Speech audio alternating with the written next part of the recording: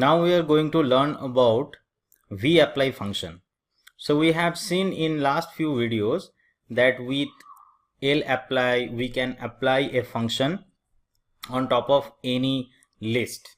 Similarly, we saw in sapply we can simplify the result, but sometimes sapply may not be that intelligent that it actually gives you the result whatever you want. That's why we have vapply function, where you have the flexibility to actually specify what exactly you want. Suppose we are applying a vapply function on top of a data and we want sum or maybe range, but now we have option that how you want it.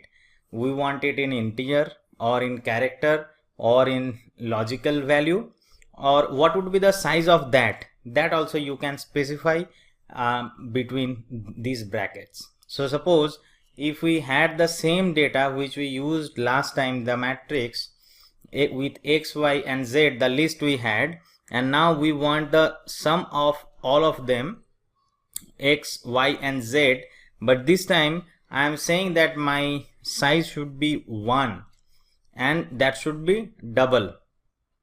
And similarly, if I apply a function range and if I say that the size should be double and the size should be 2, then it would give me the perfect result. Let me quickly go through the demo first. If you see here, we had the data.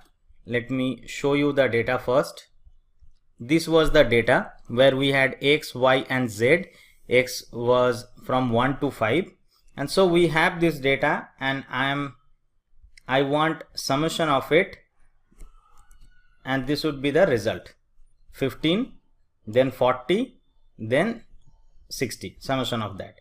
And if I want a range, then range cannot be exactly 1, rather it should be, the size should be 2, because it would give me 1 to 5, then 6 to 10, 11 to 15. That's how it would give me the result. Now next is tapply function. So how this is different? The syntax is exactly same, but this is done more on categorical variable. So if you remember earlier when we discussed about all the data structure like vector, matrix, data frame, we discussed about factor. So factor is nothing but how many unique values you have of a character variable. Suppose we have gender as a character variable where we have male or female, then we can say the factor is actually 2, because there are 2 unique values, either male or female. So how a tapply function works? So here also you can ask for on top of which data you want, which is x, and what you exactly want to achieve, whether this is sum or range or whatever. But instead of giving for one by one like x, y, z we had earlier, it would now give you based on the factor. So suppose we have 2 variable, one is age. So for 7 employees we have the age of 7 employees and we have the gender of all of them. And if you now try to understand what is the factor of this gender, you would obviously get 2 factor, one is male and female. Now if you apply tapply function on top of age but by this factor, by gender, and you want to ask the mean, then it would give you what is the mean age, for male and female. So suppose you can understand that there are 1, 2, 3, 4 male is there, 23, 33, 28 and 34. So it would give you the mean of male, and similarly it would give you the mean age of female. Let's quickly go through the demo and try to understand in a more better way. So suppose we are creating the first variable age and then second variable as gender, and then we are trying to understand what is the factor of gender. So there are 2 levels, male and female, as I said, and now you are saying that I want mean age by this factor.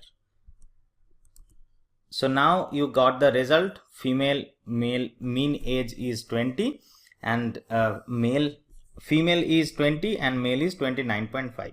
Now instead of giving this factor, so you are explicitly saying I want the factor for gender, you could have simply asked, you could have simply passed the gender as a second argument and you could get the same result. So R is intelligent enough to give you the result, but to understand properly you can do this step as well.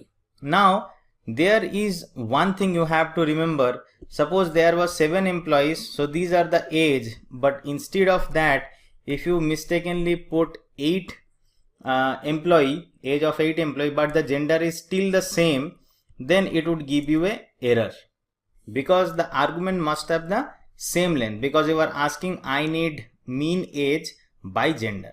So that's how you have to apply your tapply function.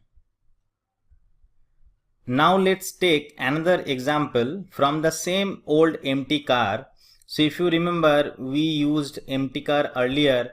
So let me call the data set first, and then we had a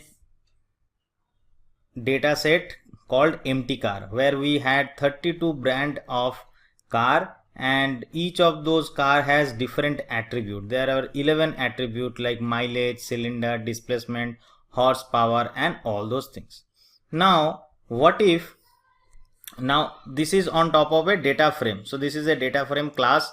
Using class function you can understand what is the class of a object. So that is a data frame, that's fine. And I also told in the data frame class that how you can actually get a column of a data frame using the $sign. So after empty car, if you put $weight, so it would give you the column value of weight. Similarly, it would give you the column value of cylinder. Now suppose the cylinder, I can see that this is having value as 4, 6 or 8. Now if you try to understand that what is the unique value of this cylinder, and you call factor function and get the value in f, and if you see what is the value of f, so there are 3 unique values, 3 labels, 4, 6 and 8. Now why did I do all those things? Because I want to understand what is the weight, mean weight by this cylinder levels. So it would give you mean weight of by this cylinder level. So for cylinder level equal to 4, the mean weight is this. For cylinder level 6, mean weight is this, and same thing happens here. So this is one of the example that a lot of time you might want by a different unique values. So that's how this tapply function helps you over there. Now let's talk about mapply function. So what a mapply function does, so suppose you have a function which takes 2 argument, then how would you pass that? In our mean or range, so you can pass that xyz on top of xyz, it can calculate mean or it can calculate range. But what about if some function requires 2 or more than 2 arguments, how do you pass that? So that's why we have mapply function. So what it does, so before understanding mapply, try to understand a simple example without mapply, then we'll try to do the same thing with mapply. Suppose you want to create this kind of list. So 4 1, 3 2, 2 3 and 1 4. So you would be definitely using repetition function, which we discussed earlier.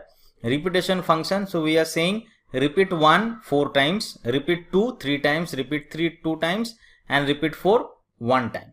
That's how you would, and you would be using list function to create the whole thing, and you can store it in A and you can see the result of A. Now as you can understand that it might be very difficult if you want to do more than that.